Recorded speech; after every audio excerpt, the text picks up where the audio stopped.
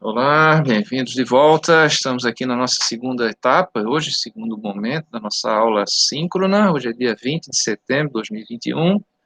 Meu nome é Ricardo Machado, lembrando que aqui é o Instituto Federal de Educação, Ciência e Tecnologia do Rio Grande do Norte, campus Macau, e o curso técnico de recursos pesqueiros, né? Disciplina de segurança, primeiros socorros e salvatagem. E hoje a gente está vendo a primeira aula, né, o segundo momento da primeira aula, a gente está vendo os conceitos de segurança do trabalho, de higiene ocupacional, prevenção, né, e nesse momento agora vamos começar com a higiene ocupacional. Vou compartilhar aqui o arquivo com vocês. Aqui, segurança do trabalho, isso aqui. Quem não assinou ainda a frequência, tá aí o link de frequência, basta assinar uma vez, né, quem já assinou não precisa. Aí o link de frequência no chat. Então, deixa eu só botar em modo apresentação aqui esse slide, para vocês. Pronto. Então, como eu falei no primeiro momento, né, a questão da higiene, a higiene ocupacional se preocupa com prevenção das doenças. Quando a gente fala em higiene, pensa logo em tomar banho, em lavar as mãos, né? Não é só essa questão de higiene pessoal, tá? Aqui é higiene do ambiente de trabalho. E a questão pessoal, como vocês já aprenderam aí do risco biológico durante essa pandemia, também importa, né? Vai importar também para a segurança do alimento, por exemplo, vocês não estarem contaminando aí o produto de vocês com alguma bactéria aí que possa depois desmoralizar a empresa de vocês, né? Mas aqui a higiene se trata com reconhecimento e avaliação e controle de riscos no ambiente de trabalho, risco físico, químico e biológico. Os riscos físicos não de esforço físico, mas vem da física mesmo, da energia. Então, são energias perigosas. O ruído, a radiação, outros que a gente vai ver. Os químicos aqui são os tóxicos, né, e os biológicos, os micro-organismos patogênicos provenientes do meu ambiente de trabalho, ou que possa vir de uma forma externa contaminar o meu ambiente de trabalho, que é o caso aí do corona, da Covid-19, a gente tem uma preocupação, claro, agora com o retorno, né, das aulas, preocupação de evitar a contaminação dos colegas aí, e se alguém se contaminar, a gente tem uma medida de contingência, o que fazer, se um de vocês ficar doente, por exemplo, uma turma, quando voltar ao presencial, né? Então, aí é a contingência, né? Então, os agentes físicos, eu destaquei esses aqui, o ruído, o calor, as vibrações e as radiações.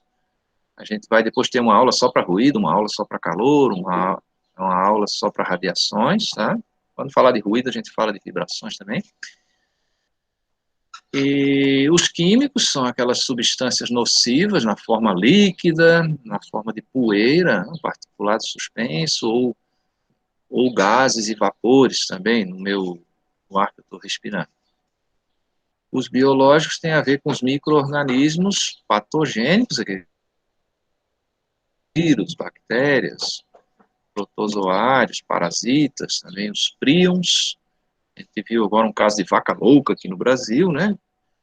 Então é um príon que causa essa doença da vaca louca. As toxinas produzidas por seres vivos, né? Inclusive as bactérias também produzem toxina. E as culturas de células. Imagina a gente fazer uma biópsia de um tumor, e eu vou ter que cultivar essas células em laboratório para ver se elas são malignas. Esse cultivo de células também é um risco biológico. Cultura de células. Para controlar riscos no trabalho, a gente tem que ter um estudo para poder especificar corretas instalações, o tipo de piso, o tipo de parede, o tipo de telhado, a ventilação, né, as bancadas, os equipamentos que eu vou estar usando no meu trabalho. Então, está analisando, né, ter corretas instalações e corretos equipamentos. Instalação de água, instalação elétrica, instalação de ar comprimido, de gases. Eu tenho que ter também capacitação continuada, a contratar pessoas que tenham qualificação e, além disso, continuar qualificando elas, capacitando elas aqui para o meu ambiente de trabalho, na minha empresa, né? Tá? Muitos trabalhadores, gente, não têm a chance de ter passado por uma escola profissionalizante, como vocês estão tendo aí. Vocês estão fazendo um curso de qualificação, um curso técnico, né? Então, vocês estão aprendendo essas coisas aí na escola para depois aplicar numa empresa. Mas muitos trabalhadores, principalmente o pessoal do operacional, vai aprender lá na empresa, a operar aquele equipamento, a fazer aquele processo, a lidar com aquelas ferramentas, né? Então, a empresa tem uma responsabilidade de dar uma capacitação também em segurança, não só na execução da tarefa, mas executar a tarefa com segurança. E mesmo as pessoas que chegam já qualificadas, como vocês, vão ter que ter também uma capacitação lá na empresa para entender os riscos daquela empresa, os processos dela, as peculiaridades lá daquela empresa. Eu tenho que ter também procedimentos seguros de trabalho, né? Executar o procedimento, executar o trabalho da maneira como ele foi planejado, né? Porque eu sair daquele roteiro pode me causar um acidente sério, né? Uma doença, um acidente sério. Usar os equipamentos de proteção individual recomendados, por exemplo, as luvas, óculos, capacete, cinturão de segurança com ponto de ancoragem, né? Também os equipamentos de proteção coletiva, as proteções de engrenagens, proteção contra choque elétrico, as coberturas, o aterramento elétrico das máquinas, né? A ventilação, por exemplo, a capela química, a gente vai tratar quando for falar de risco químico, no laboratório. Então, eu utilizar esses equipamentos para a finalidade que eles se destinam, né? E isso é rotina, tá, gente? Não é um negócio, uma vez perdido eu vou botar um capacete. Não, se eu faço todo dia uma atividade que precisa, eu vou ter que incorporar isso na nossa rotina, como a gente incorpora o uso de ferramentas, tem que incorporar o uso de materiais de segurança também. Outro controle de riscos aí é a imunização. Quando falar de risco biológico, eu vou detalhar melhor essa questão da vacina, mas também é um controle. E ter vestimentas profissionais. Além dos equipamentos de proteção individual, eu tenho uma vestimenta adequada para aquela atividade. Muitas vezes eu não vou precisar usar um calçado de segurança, mas vai ser necessário usar um calçado fechado. Né? Vai ser necessário usar ali um calçado fechado e uma roupa adequada para aquela atividade. Não se vai para a praia de terno e nem para a missa de biquíni, tá? Então, eu tenho uma indumentária, uma roupa adequada para aquela atividade, mesmo que seja só uma questão moral, como essa coisa aí da praia e da missa, mas eu ser adequado. Na praia eu tenho um risco físico lá, que é o calor, então se eu for de terno para a praia, posso ter uma sobrecarga térmica, né? E lá num culto religioso eu tenho a questão moral também, eu posso criar lá um distúrbio, uma animosidade lá, alguém achar uma falta de respeito, a pessoa ir de biquíni para aquele ambiente, e criar lá um problema também emocional, lá, a pessoa desmaiar de vergonha, de biquíni para praia, para missa, sei lá. Então, a vestimenta adequada para aquele ambiente, a gente chama isso de vestimenta profissional, se for um ambiente de trabalho, claro, vestimenta profissional. Tenho que projetar o meu trabalho, projetar os equipamentos que eu vou usar, especificar o prédio, as dimensões, os móveis que eu vou utilizar, como é que os materiais vão se movimentar aí nesse ambiente, né? Aqui é uma planta de uma residência, mas assim, isso vale também para um ambiente de trabalho, né? Nesse caso aqui, olha só, o meu ambiente de trabalho e o de vocês também aí, né? Vocês aí não têm um contrato de trabalho, mas o ambiente de estudo de vocês, se a gente considerar que isso é um trabalho também não remunerado, né? É a casa de vocês nesse momento, né? Então a gente também tem que ter. Eu aqui estou preocupado com a iluminação, para vocês conseguirem ver o meu rosto, com o controle de ruído, com a postura do meu trabalho, o tipo de cadeira, o tipo de mesa que eu estou usando aqui, para não ficar todo troncho, né? Então, está projetando esse ambiente, né? Aqui a sinalização, né? Os equipamentos, aqui nesse caso aqui de incêndio, né? De contenção, sinalização de abandono. E agora que eu já projetei o ambiente e os equipamentos, eu tenho que projetar a maneira de fazer o trabalho. Tá? Por exemplo, não se faz manutenção em máquina em funcionamento, né? Eu tenho que travar a máquina, desligar a parte elétrica e também travar a parte mecânica. Esse amigo que vai fazer manutenção tem que ser qualificado, tem que ter o ferramental correto, os equipamentos de segurança corretos, não é o operador que faz manutenção da máquina. Tá? Então, aqui em laboratório, eu não posso pipetar produto químico com a boca, porque eu vou estar absorvendo aqui os vapores, né? Procedimento correto. Quem faz manutenção elétrica é o eletricista, ele tem que ter também qualificação, equipamentos, procedimentos de trabalho, travar o circuito, né, elétrico.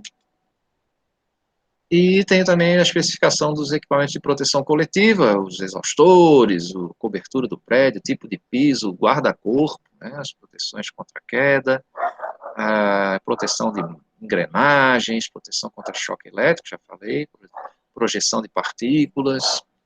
Então, esses são os equipamentos de proteção coletiva, como esse aqui, a capela química, né, que a gente está diluindo ali um material concentrado. No interior da capela tem um sistema de exaustão.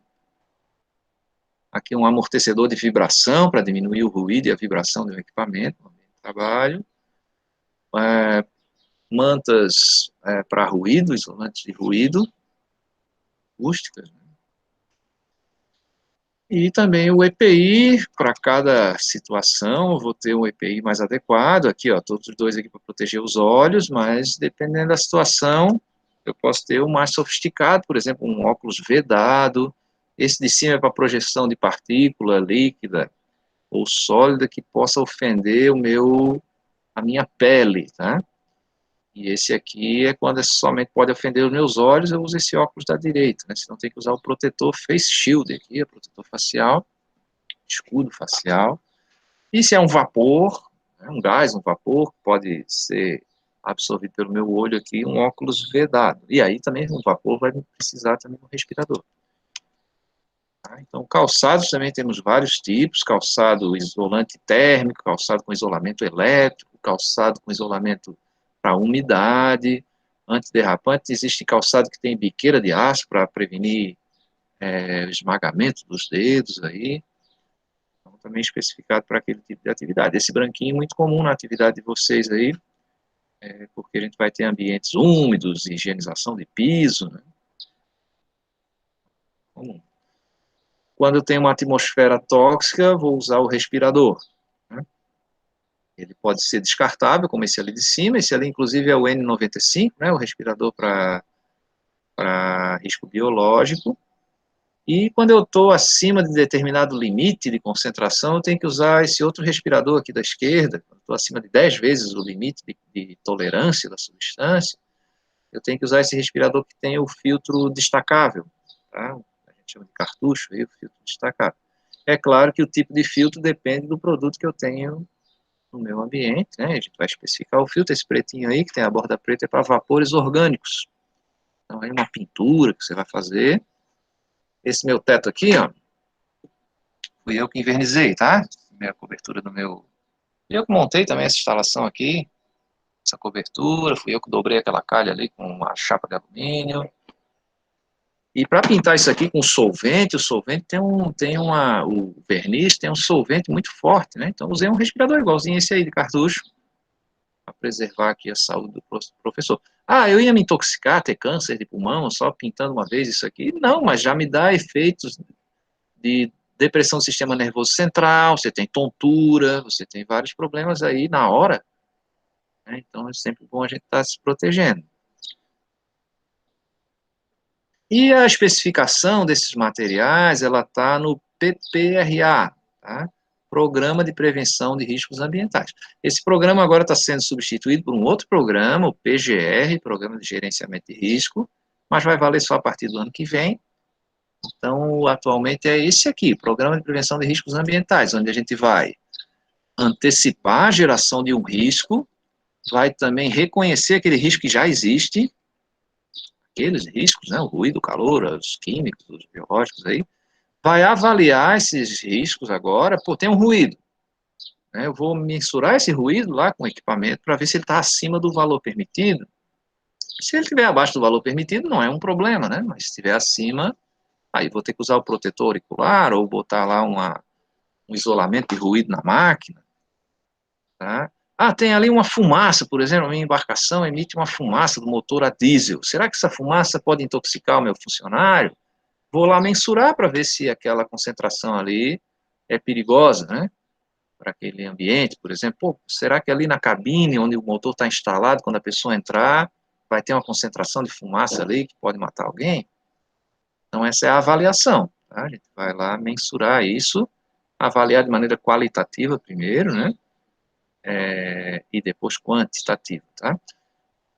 E aí, claro, aquele risco que está acima do permitido, acima do que o ser humano aguenta, né? A gente vai ter que fazer um controle.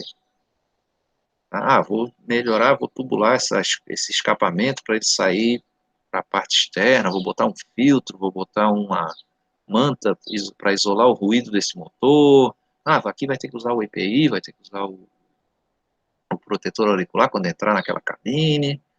As medidas de controle. Tem que ser dado um treinamento, só pode fazer essa atividade quem for realmente um profissional de determinada área. Tá? As medidas aí de controle. Então, o reconhecimento seria a identificação do risco. Né? Pô, vi ali que tem, vamos aqui para um exemplo mais para a área de vocês. Assim, eu tenho um tanque de cultivo aí de pangaços, aí, um tanque escavado com manta, isolado com manta para criar o pangaços, né, o bagre vietnamita lá. E é a céu aberto. Então eu já estou reconhecendo que ali tem uma radiação ultravioleta do solar. A pessoa vai ter que estar ali, vai passar 2 horas por dia lá para monitorar, tirar a amostra de água, aplicar, fornecer a ração lá para os peixes, verificar se está tendo algum problema, se o aerador está funcionando. Então ele passa 2 horas por dia no sol. Então já estou reconhecendo um risco. Tá? Agora eu vou avaliar. É 2 horas mesmo? Ou tem dia que é mais de 2 horas? Qual é o horário? Essas 2 horas é no começo da manhã, perto da hora do almoço? Então, isso é uma avaliação qualitativa. O tempo, quantitativa.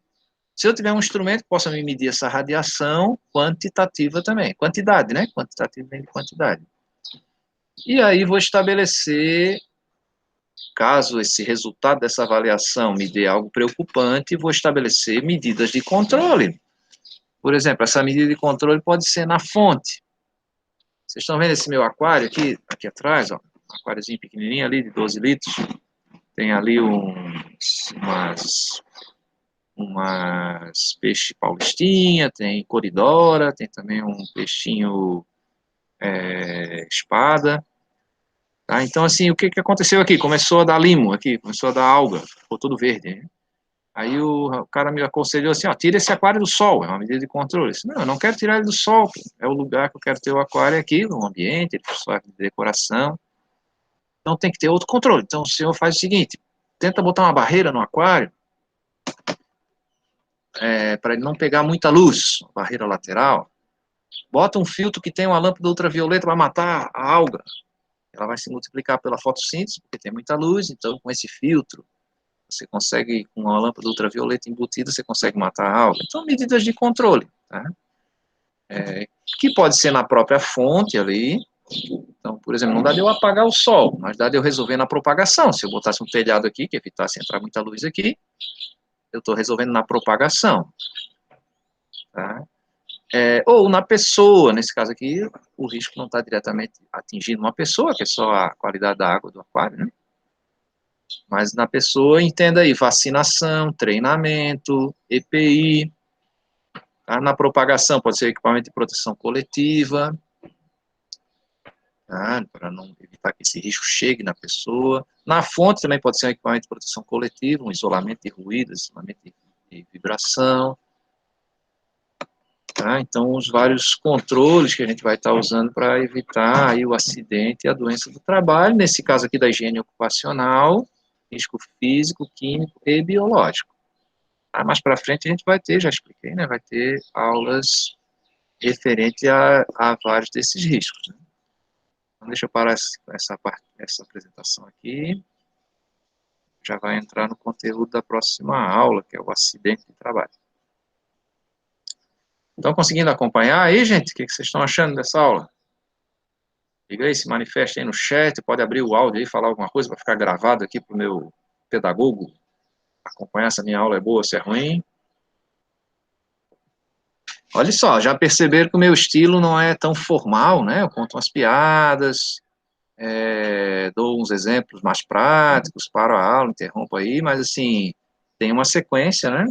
Trabalho, a gente recorrer aos slides para ter essa sequência, né? E agora eu não gosto de fazer uma aula formal demais, porque senão ninguém aguenta, né? Segurança do trabalho já é um tema meio chato, né?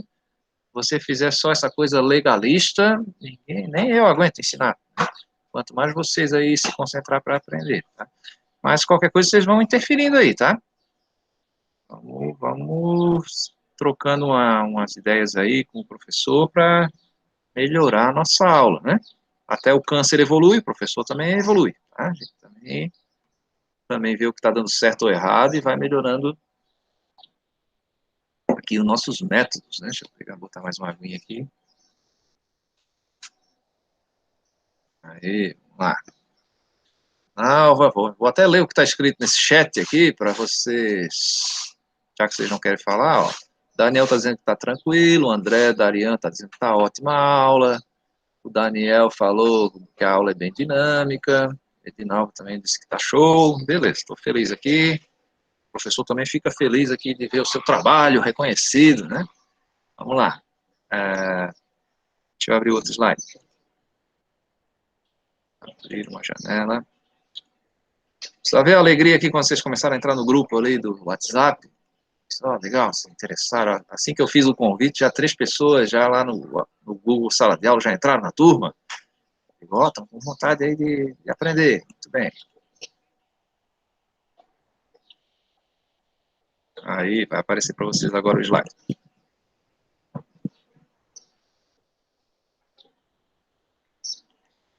Aí, estão vendo? Vou tirar essa borda preta aqui. Estão vendo aí, né, o slide?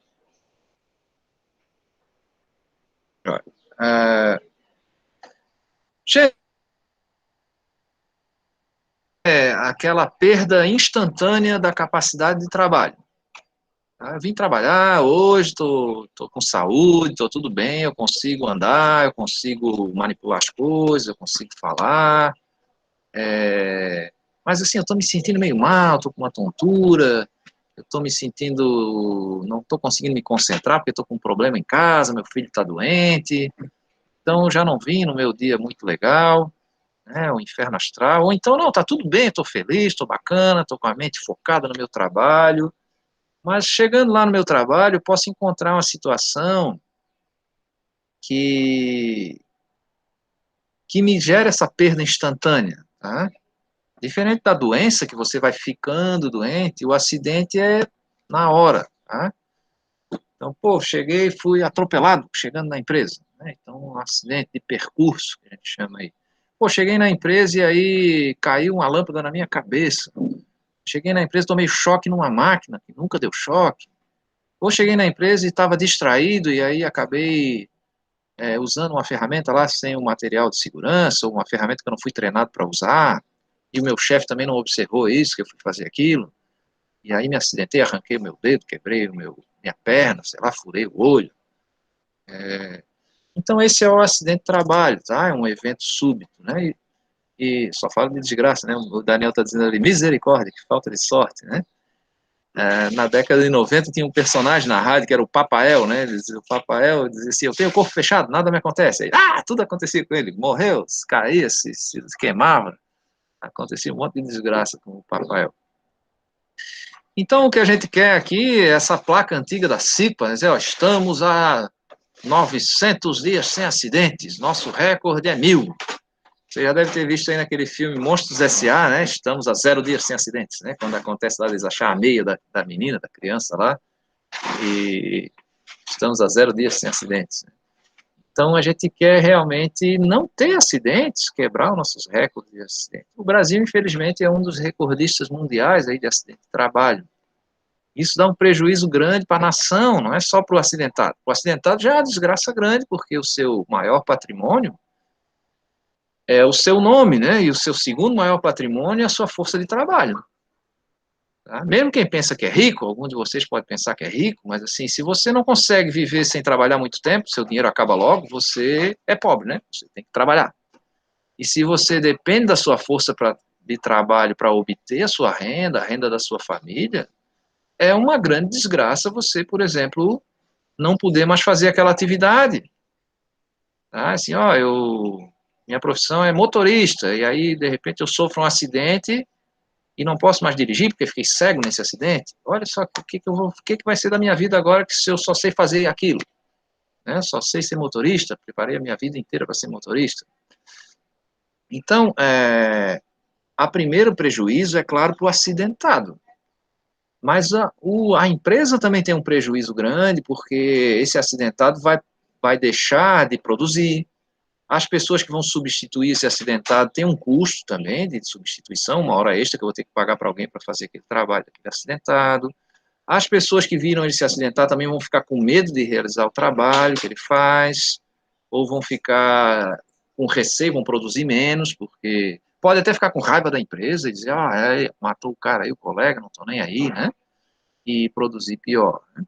Então, isso aí dá um problema para a empresa. E para a nação brasileira, dá um prejuízo grande, porque quem vai indenizar essas vítimas? É o INSS.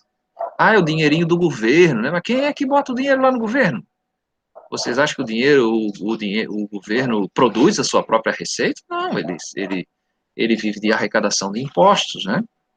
Em alguns casos, o governo até produz dinheiro, por exemplo, o Banco do Brasil, a Caixa Econômica Federal, que são os bancos, a empresa mais lucrativa do Brasil, né? Tem gente que pensa que o Banco do Brasil é ruim, né, para o governo, mas o Banco do Brasil gera dinheiro para o governo, né? Algumas estatais aí, como a Petrobras, gera receita, dinheiro mesmo. A Petrobras é um elefante branco, é um cabide de emprego, gera milhões de dólares, aquilo ali, né, para o governo, para você poder, não para o governo, né, mas para a gente poder reverter na condição de vida da nossa população, gente, ser um país que vive melhor, né? Que bom se a gente pudesse ser como a Noruega, né, que consegue viver bem só do petróleo, né? Claro que ninguém quer ser que nem a Venezuela, que tem petróleo e é pobre, né? Mas eu queria ser que nem a Noruega, que tem uma estatal de petróleo forte e usa esse dinheiro do petróleo para melhorar a vida do seu povo. Bem claro, a Noruega é meio ruim, também chove todo dia, é frio para desgraça, os caras comem muito bacalhau lá, mas assim, ser rico sempre é bom, né? Mas eu prefiro o clima do Brasil. Então, o acidente de trabalho, gente, ele é definido, como o seguro é estatal, o seguro aqui a seguradora é o INSS, Instituto Nacional de Seguridade Social, além da aposentadoria que o INSS fornece, né, ele também tem o seguro de acidente de trabalho. Então, a apólice de seguro, como é uma coisa pública aqui, ela não é definida como um documento interno, mas é uma lei, ela é definida na lei, a legislação brasileira, e essa lei é a Lei 8.213, que é gigante, é a lei previdenciária, ela trata também da aposentadoria, né, aposentadoria especial, aposentadoria por tempo de serviço, e ela tem esse capítulo aí, o artigo 19, e vai tratar do acidente de trabalho, seguro de acidente de trabalho e a definição do acidente. Então, vamos ver aqui essa definição, tá meio grande, né, bem pintada ali, eu destaquei algumas coisas ali. Então, o acidente de trabalho é aquele que ocorre pelo exercício do trabalho a serviço da empresa. Tá? Então, o que é isso? Eu estar dentro da minha empresa fazendo uma determinada atividade, ou a atividade de outro colega vai interferir no meu serviço durante a minha atividade, mas eu estou a serviço da empresa naquele momento, né? Ou pelo exercício desses segurados referidos aí no anexo, no inciso 7, que são o agricultor familiar e o pescador profissional. Tá? Eles também são amparados pelo seguro de acidente de trabalho. Tá? Existe toda uma discussão, dizer, olha, essas pessoas não pagam o INSS, como é que elas podem ter direito ali e tal, né? Mas é uma seguridade social também que a lei brasileira assegurou para essas pessoas que trabalham a vida toda ali e quando se aposentam tem que ter uma garantia de renda, né? Tá? Então, esse seguro vai cobrir também essas pessoas aí, o agricultor familiar e o pescador profissional. Agora, não é qualquer...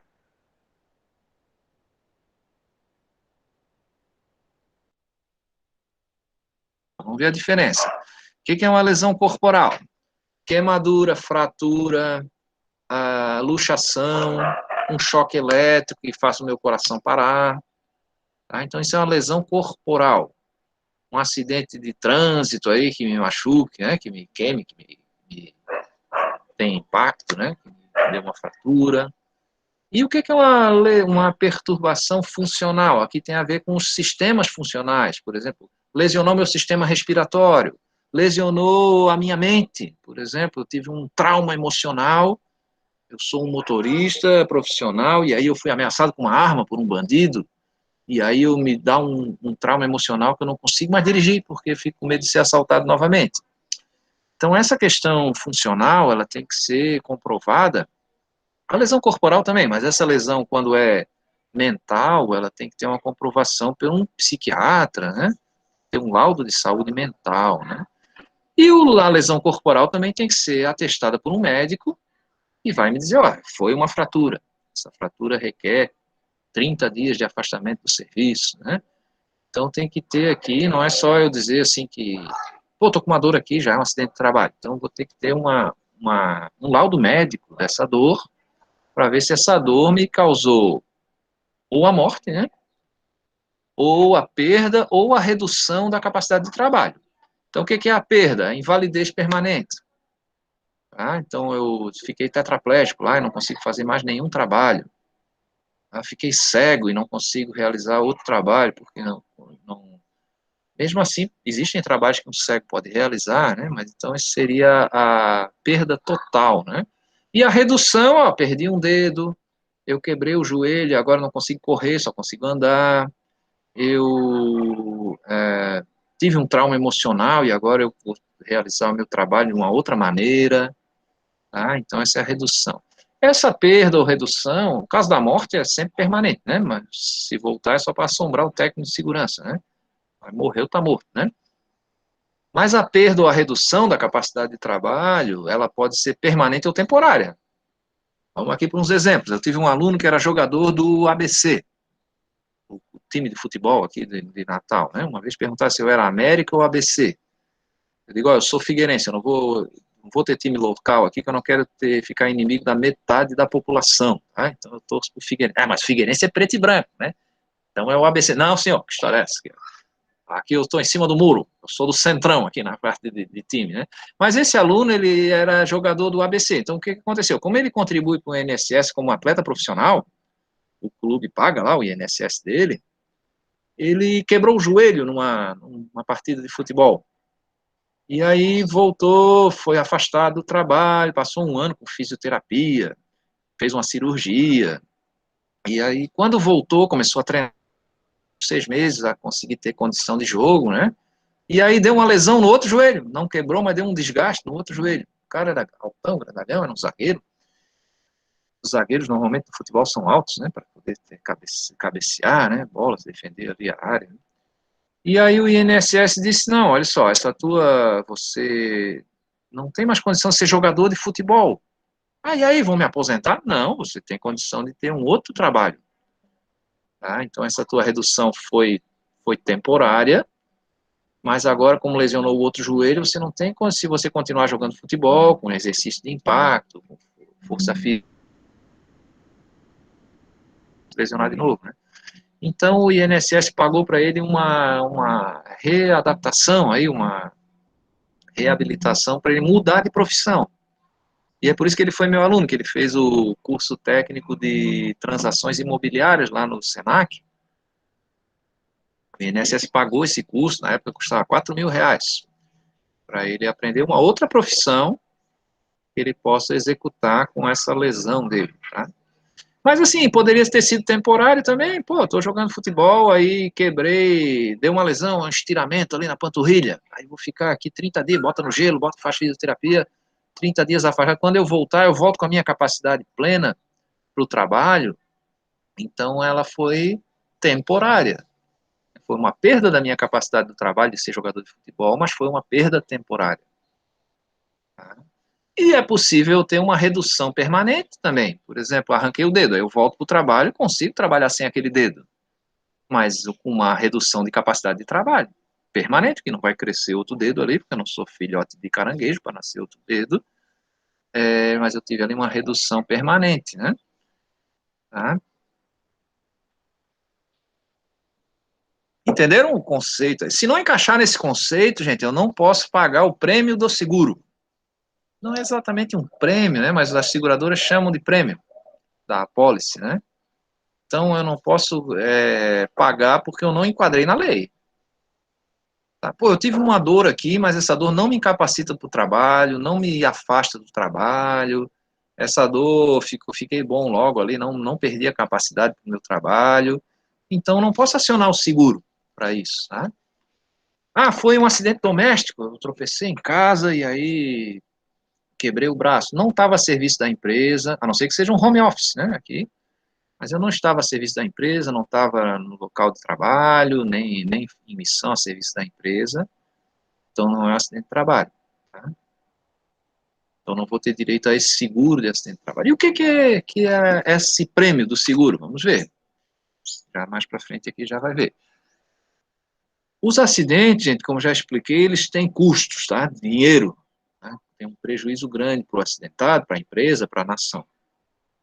E esses custos podem ser custos diretos ou indiretos. Custo direto é o que você transforma em dinheiro, você tem como quantificar ele mais facilmente. Os dois são dinheiro, mas esse aqui você consegue quantificar mais facilmente. Por exemplo, quantos dias esse funcionário ficou afastado? 15 dias. Então, tem o custo de eu pagar o salário dessa pessoa durante 15 dias, o custo de eu pagar um substituto, uma hora extra para alguém cobrir o serviço dessa pessoa. Ah, quebrou a máquina durante o acidente, então quanto é que custou a manutenção dessa máquina ou a renovação dessa máquina? Tá? Então, isso a gente chama de custo direto. Pegou fogo lá na empresa, eu perdi todos os equipamentos, um custo direto. Eu consigo saber quantos R$ 1.000 custou aquilo ali. Como diz lá no Rio Grande do Sul, né? Quantos pilas reais custou aí esse acidente, né? No nosso caso aqui é o real mesmo, dinheiro, quantos milhões de dólares custou esse nosso acidente? Um acidente americano já sai em milhões de dólares, né? O custo indireto, gente, ele tem a ver com desânimo, com a imagem da empresa. Por exemplo, pô, aquela empresa lá, morreu um funcionário naquela obra da construtora, eu que não quero comprar um apartamento lá nesse prédio, pode ter uma alma penada lá me assombrar depois, né? Então, você deixa de vender um apartamento por conta de um acidente, você deixa de vender um produto por conta do acidente da sua empresa. Alguém vê esse acidentado na fila do ônibus, rapaz, como é que perdesse esse dedo aí? Foi uma máquina lá da empresa que arrancou esse meu dedo. Pô, que empresa fuleira é essa, né? Eu que não vou comprar nenhum produto dessa empresa, né? Aqui o Daniel está comentando, né? Mais fácil as empresas retirar o custo da máquina do que do salário do trabalhador. Vamos lá, se você. Mas aqui eu tenho lei também, né? Que vai me obrigar a indenizar lá o trabalhador, a acionar lá o seguro. Mas, assim, muitas empresas têm mais amor pela máquina do que pelo trabalhador, né? Esse empresariado mequetrefe que a gente tem aí, que não é a maioria, não, mas existem alguns aí, e tem essa ideia de que o dinheiro é mais importante do que a vida das pessoas, né? E não sabe que o dinheiro vem da vida das pessoas, né? Vem do trabalho, que a alma da empresa é a pessoa, não é a máquina, né?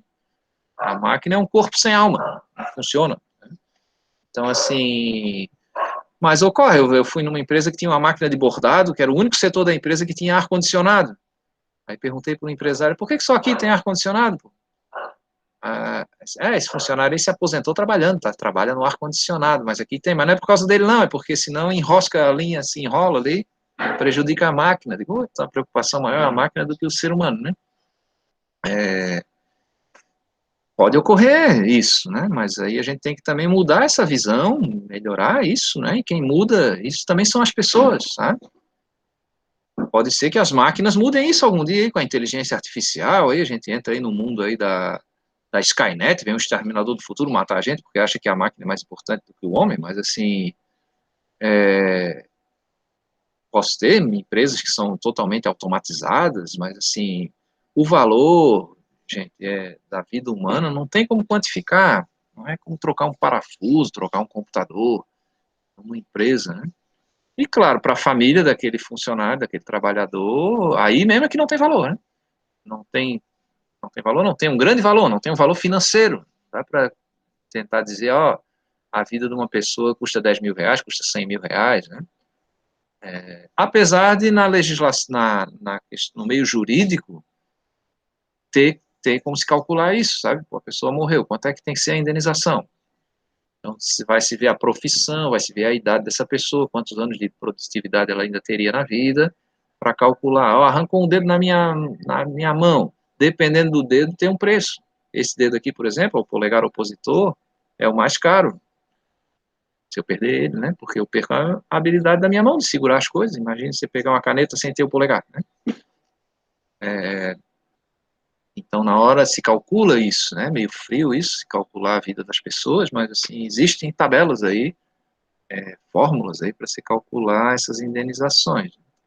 O ideal é a gente não precisar disso, né? Não precisar se machucar. Tá? Normalmente, gente, é mais adequado a gente estar investindo aqui em prevenção. Temos ainda 2 minutos aqui para o fim da nossa aula. Esse vídeo aqui, depois eu vou mandar para vocês pelo WhatsApp, tá? Porque é um vídeo do YouTube, eu não posso rodar esse vídeo aqui, gravar esse vídeo aqui na nossa aula, tá? Porque tem direitos autorais, tem remuneração. Então eu vou dar o link para vocês assistirem depois, por curiosidade, mas e, e dar o like lá pro autor lá, porque esse cara ganha dinheiro com isso, né? Do YouTube aí. Então não vou roubar o vídeo dele, mas vou fazer a propaganda do vídeo aqui que ele interessa pro nosso conteúdo. Esse amigo aí, ele cai da escada e cai bem em cima daquela lixeira que tem ali embaixo. Uma manutenção no shopping, isso aí, tá? Uma lâmpada no shopping. Então, por que aconteceu esse acidente? Na próxima aula a gente vai analisar esse acidente, né? Por que caiu? Se ele tivesse com um capacete ali, com cinto de segurança, será que tinha resolvido o problema? Tá? Então, a gente vai aprender a analisar os acidentes. Vai ser a nossa próxima aula. Para a lei brasileira, gente, equivale ao acidente de trabalho, para efeito do seguro, ali, tá? A doença do trabalho, por exemplo, fiquei surdo por causa do ruído do trabalho. A doença profissional, numa categoria profissional também, o cara é mineiro, e aí dá uma silicose lá, uma doença pulmonar por poeira, essa é dita doença profissional.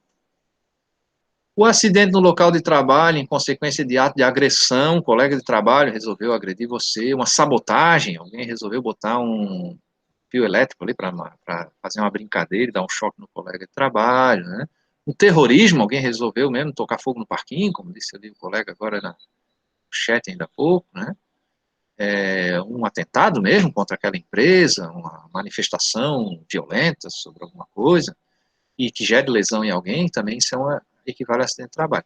A ofensa física intencional também, você dá um burro em alguém, né? Machucar alguém aí, né? E isso também é um acidente de trabalho, porque eu estou a serviço da empresa, estou no meu ambiente de trabalho.